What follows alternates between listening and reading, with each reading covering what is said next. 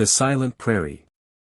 Ethan Cole was a man of few words, a rancher whose only companions were his horses and the endless Texas wind.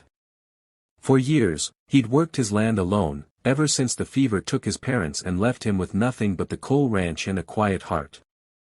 But the nights were long and cold. The empty chair across his dinner table reminded him that silence could be a cruel thing. That's why, one spring morning, he sent a letter to a mail-order bride agency in Kansas. He didn't ask for beauty, just a kind heart and someone who could bear the loneliness of the plains. Weeks later, a telegram arrived: "Your bride will arrive by the 15th. Ethan shaved, cleaned the cabin, and even bought a ribbon for her hair. He stood by the dusty trail that day, heart pounding like a young man's. When the wagon finally creaked into sight, Ethan straightened his hat. But instead of the young woman he expected, a weary widow stepped down, followed by 5 small children clutching her skirts. The wedding of unequals. Inside the chapel, the preacher's voice trembled as he read the vows. The air felt thick, charged with judgment. Every guest knew the Hales were rich, and Eliza was the orphan daughter of a blacksmith who left nothing but debts. When the ceremony ended, the crowd spilled into the courtyard, eager to gossip. "She married up, that's for sure," laughed one man. "Probably for a roof over her head." Eliza heard every word but said nothing. Her chest sat beside her, still untouched, drawing curious eyes. She smiled faintly, as if she knew something no one else did. The ranch comes alive. Days turned into weeks. The Dawson children brought laughter back to the Cole ranch, something Ethan hadn't heard in years. Tommy, the eldest boy, helped mend fences. Little Rose followed Ethan everywhere, asking endless questions about cows and stars. Clara worked tirelessly, cooking, mending, and planting flowers outside the cabin. Ethan noticed the small touches she added: curtains on the windows, the smell of pie cooling on the sill. The loneliness began to fade. One evening, Clara joined him on the porch as the sun sank into gold. "You never said much about why you wanted a wife," she said gently. Ethan gave a small smile. "Didn't want a wife for talkin'. Just didn't want to die alone." Clara looked at him quietly. "No one deserves to." Storms of the heart. Summer brought fierce storms, and one night, lightning struck the barn.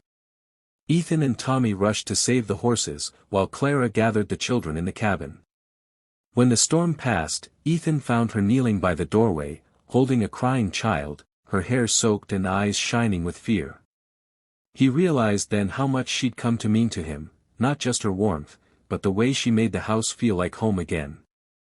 But when he tried to tell her, Clara stopped him. "Ethan, I can't ask you to take us on. You didn't sign up for this. You wanted a wife, not a widow with 5 mouths to feed." He looked at her for a long moment. "Maybe I didn't know what I needed till now."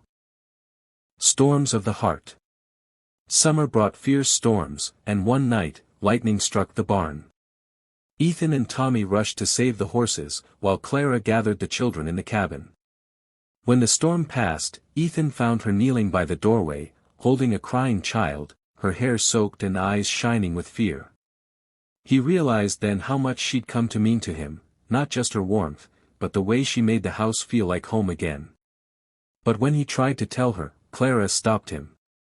"Ethan, I can't ask you to take us on. You didn't sign up for this. You wanted a wife, not a widow with 5 mouths to feed." He looked at her for a long moment. "Maybe I didn't know what I needed till now." A new beginning. When Clara stepped out with her bags, Ethan was waiting by the wagon. "You're not going anywhere," he said firmly. "Ethan." He took off his hat and looked her in the eye.